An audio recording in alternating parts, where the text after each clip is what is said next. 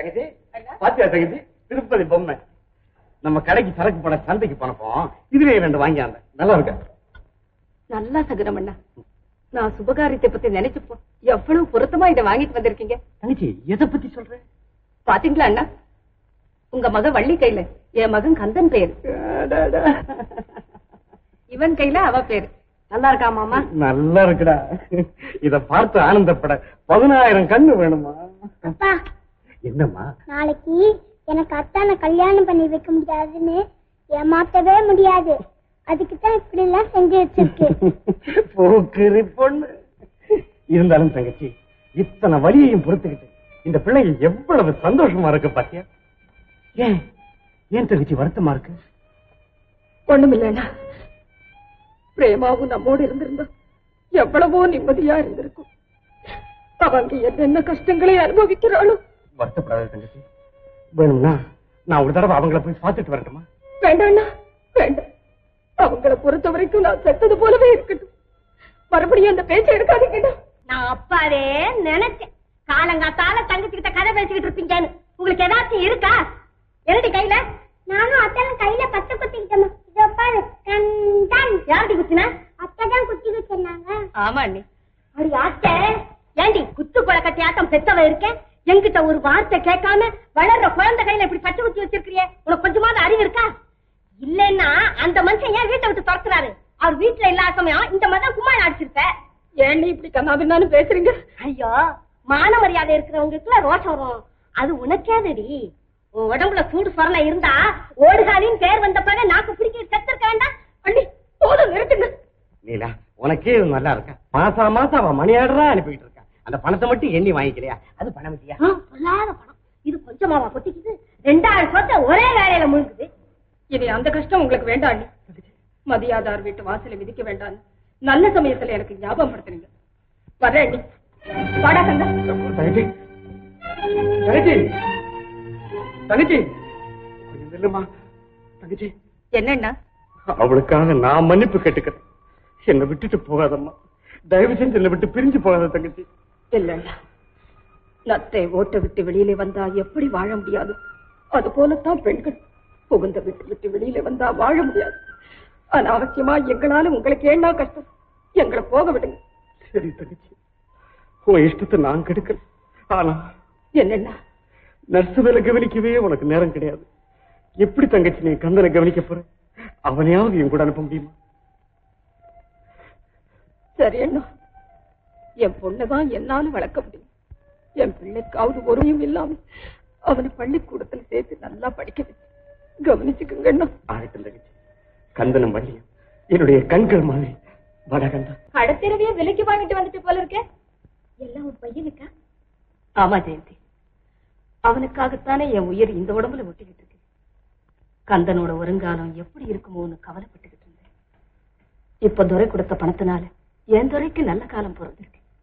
நான் ஊருக்கு போய் இதையெல்லாம் அவன்கிட்ட கொடுத்து மலை போல வந்த கஷ்டம் எல்லாம் பனி போல நீங்கிச்சுடான்னு சொல்லி அவனையும் திரும்பி வரும்போது கையோடு கூட்டிக்கிட்டு வந்துடுவேன். இங்கேயே அவனை ஒரு பள்ளிக்கூடத்துல சேர்ப்பேன்.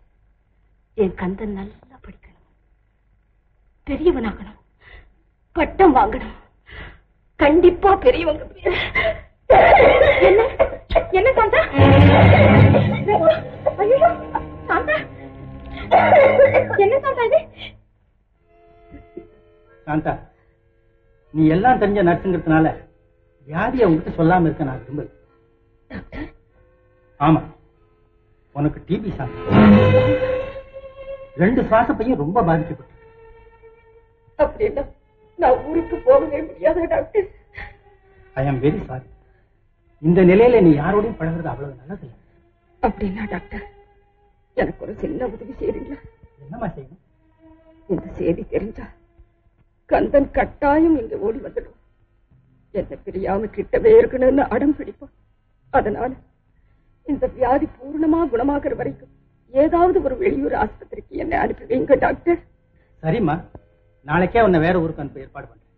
அதோடு ஒரு லெட்டர் துரை கொடுத்த பணத்தையும் தரேன். தயவு செய்து என் கண்ணனுக்கு அனுப்பி வைங்க. ஆகட்டும் சாந்தா, அப்படியே செய்யறேன், நீ கவலைப்படாத. அத்தா, அம்மா மாம்பழம் கொடுக்கலையா? மாம்பழம் மட்டுமா? காலையில இருந்து ஒரு சோத்து பொறுக்க கூட கொடுக்கல. ரொம்ப அத்தா நான் சொல்லிட்டேமா?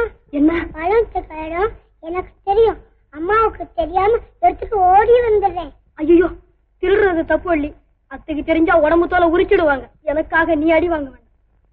வேற என்னதான் செய்யறது? நவாராடி செய்யறியா?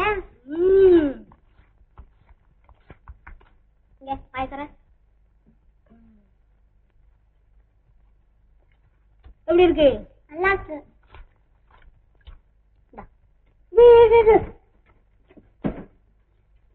முந்திரி பருப்பா? போடு போடு. போதும் வண்டி, போதும் போதும் போதும் போதும்.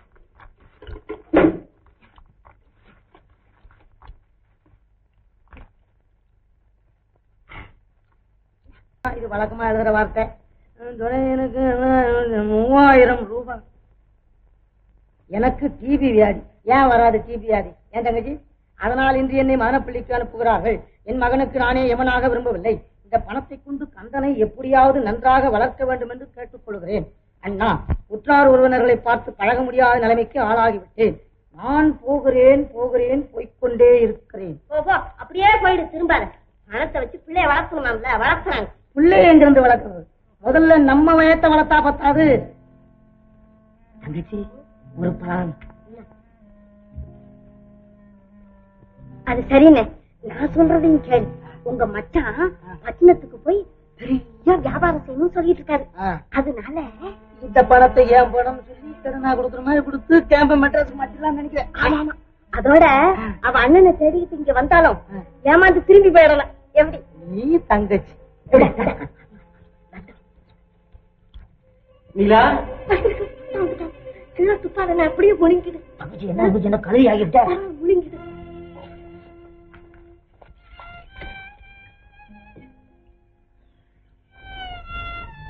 என்னங்க? ஏமாச்சான், கந்தன் கிடைச்சிட்டானா? தேடாத இடமே பாக்கி இல்லை. பிள்ளை என்ன நினைச்சதோ சொல்லாமலே போயிட்டு. அவன் ரொம்ப ரோஷக்காரன், அதுதான் பயமா இருக்கு. மச்சான், நீ ஒன்னும் கவலைப்படாத மச்சான். நான் நினைக்கிறேன் ஒரு சமயம் அவங்க அம்மாவை பத்தி நான் கேள்விப்பட்ட மாதிரி அந்த பயலும் கேள்விப்பட்டு ஓடிட்டானோ. நீ என்ன அப்படி கேட்ட? மச்சான், அதெல்லாம் வெளியில சொல்லப்படாது. வெக்கெட்டு மச்சான், உங்க தாண்டால தாண்டா ஒரு டாக்டர் எடுத்து ஓடிட்டான். சும்மா இருந்துச்சு. கடலாச்சி காட்டு. வேண்டாம், இந்த கடுதாச்சி அவர் படிச்சாருன்னா அவர் மனசு தாங்காது. நீ ஒண்ணு மச்சான மறைய நாக்க பாக்குறியே, நல்ல மனுஷன். மச்சான், நீ படி படி மச்சான். என்ன நீலா? படிச்சு பாருங்க.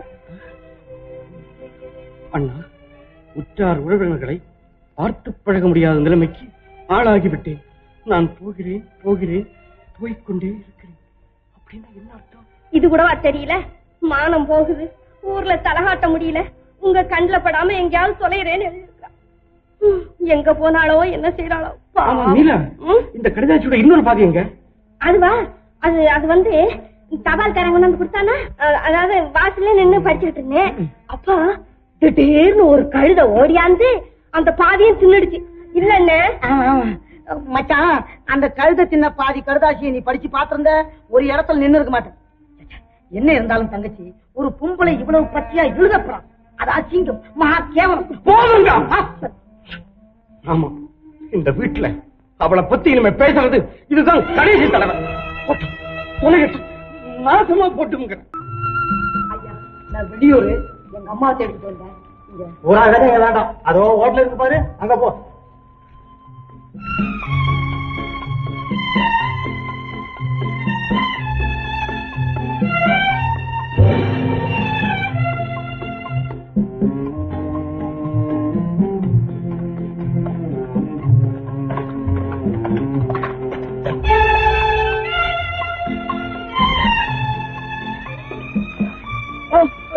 போய் போய் தம்பி தம்பி, என்னது? பசி மயக்கம்.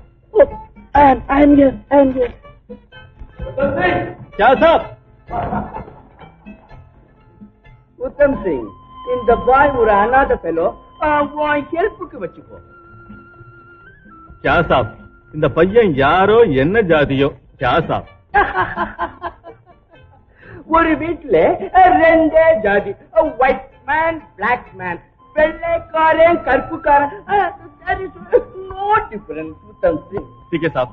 சந்திரா, இந்த பையனை பாத்துக்கமா, நான் இப்ப வந்துடுறேன். ஏப்பா வச்சிக்குதா? ரொட்டி சாப்பிடுறியா? உன் பேரு கந்தன். என் பேரு சந்திரா. வா சாப்பிட